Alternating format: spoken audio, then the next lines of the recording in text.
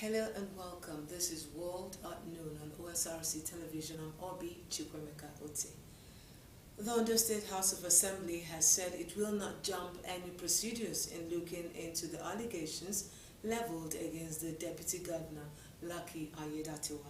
In a statement signed by the House Information Committee Chairman, Olatunji Osrc, the Assembly maintained that the allegations remain allegations until proven otherwise through thorough findings.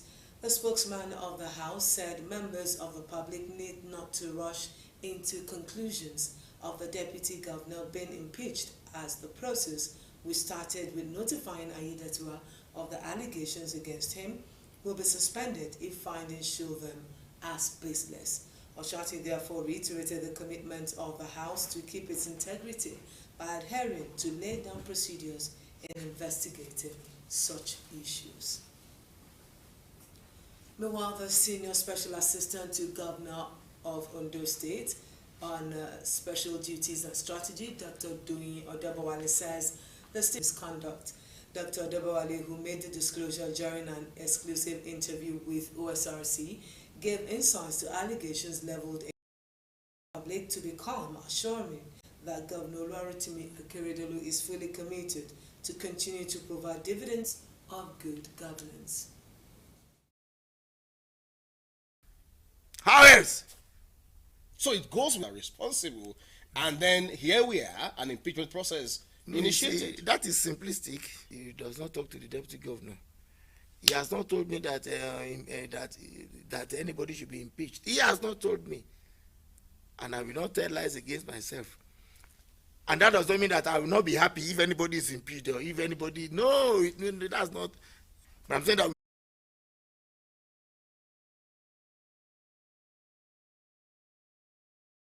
Questions: did he sign it or was his signature forged?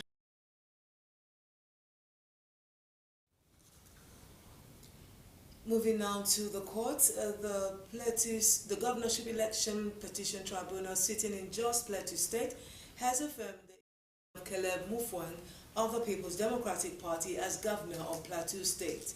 The tribunal dismissed the petition filed by Natanwe Goshwe of the All Progressives Congress APC over lack of merit.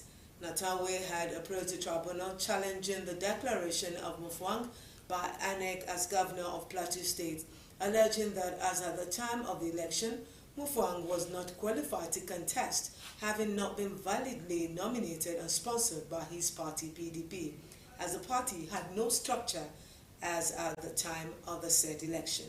However, in its judgment today, the tribunal dismissed the petition for lacking in merit. Staying with the court, U.S. District Judge Nancy Maldonado has agreed to stay an order requiring Chicago to provide certain academic documents of President Bola Tinubu. Magistrate the documents by the end of Thursday. But during an emergency hearing, Judge Maldonado gave attorneys on both sides an order to file additional arguments by next Thursday.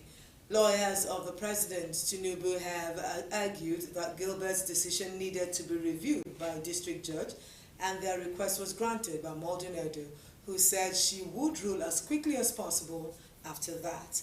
President Tinubu had filed an emergency motion asking the Chicago court to delay the release of his academic records till at least Monday, September the 25th. Staying with the president, Tinubu has said Nigeria weighs so heavily in the global scheme of things that ignoring the country could spell dire consequences for the rest of the world.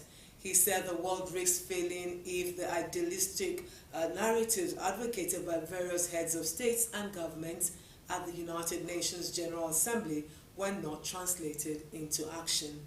In a statement by the Special Advisor to the President on Media and Publicity, Ajuri Ngelale, the President said human rights advocacy must not be used as a weapon to stop African nations from taking steps needed to reform their economies. The Nigerian leader noted that the United Nations must transform from being one of the world's foremost talk shops to discuss global issues into the world's foremost action. 70% of the resources being devoted to the world's poorest countries have been spent as terrorists. Army leader Abdel Fattah al-Burhan at the UN called on the international community to designate the Paramilitary Rapid Support Forces (RSF) as a terrorist organization and to target its sponsors outside Sudan's borders. Fighting broke out in Sudan on April 15 after the collapse of a plan to integrate the army and the RSF, led by Burhan's former Deputy General Mohammed Hamdan Dagalo, who is known as Hemedti.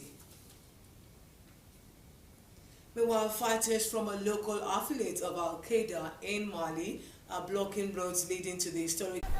Where the Niger Delta meets the Sahara Desert lies the ancient citadel of Timbuktu. This UNESCO World Heritage Site was ascended and now 10 times more expensive. Supplies of rice, including in Timbuktu. At the request of the country's government of transition, the Prime Minister says there is no peace for them to keep. The UN warns of an unfolding humanitarian crisis. Unfortunately, this siege also have created a kind of havoc. Many people who can afford to leave Timbuktu, leave Timbuktu. I mean, we have been alerted again and again by our office, UNHCR office in Mauritania, where we are noticing the arrivals of thousands and thousands of Malians fleeing Timbuktu, fleeing the region where today they don't have kind of safe haven. In 2012, Al-Qaeda fighters took control of Timbuktu. In the space of a few days, they destroyed ancient museums that were hundreds of years old. A decade on, they are back. This time, they are better equipped and more organized. Ukraine's president has visited Washington, D.C. as he looks to shore up support for his country. Volodymyr Zelensky met leaders of the Republican and Democratic parties in the United States Congress as some Republicans questioned the billions of dollars spent on aid to Kyiv at the White House. President Joe Biden, a Democrat, promised more help and air defense weapons. Gratitude to you, America. I don't support additional funding for Ukraine. My view is we need to, number one, take care of our folks first. We're committed to help Ukraine build a force capable of ensuring Ukraine's long-term security, capable of deterring future threats against sovereignty, territorial integrity, and freedom, which are underway now. Because that's what this is all about. Where the nation's conservative government has presented a new Labour bill that is meant to bring Greece in line with the rest of the European Union. Greek labor unions and some labor experts say the bill actually rolls back basic rights and have vowed to fight it. Osrc's Toluloko Ibode has details.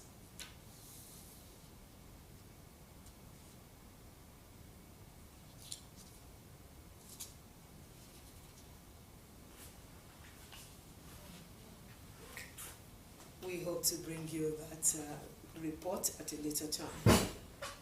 Venezuela as the Tren de Aragua gang headquarters, where it had installed amenities such as a zoo, a pool, and gambling rooms. Osrc's Tamara Bejujede reports.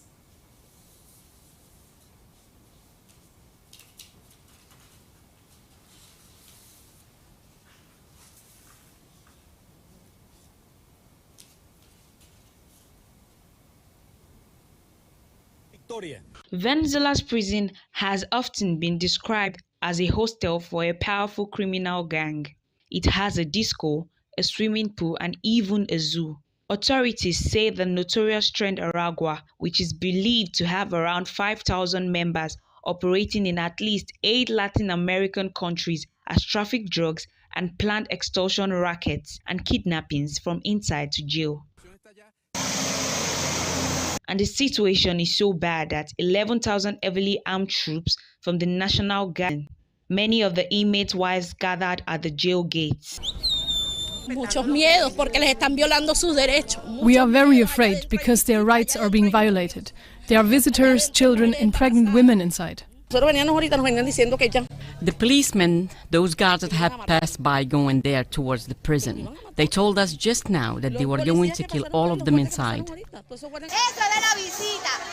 Reports in the local media tells of soldiers stealing inmates' belongings and robbing those who gather to show support for the men. My husband told me the authorities were going to take the prison, so I should get my things ready. So I brought everything, including money, but the police robbed me. All I want to know is if he's alive or dead.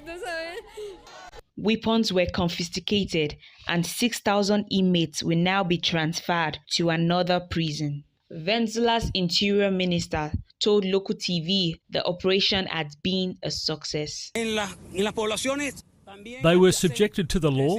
They have their rights guaranteed. We respected their rights.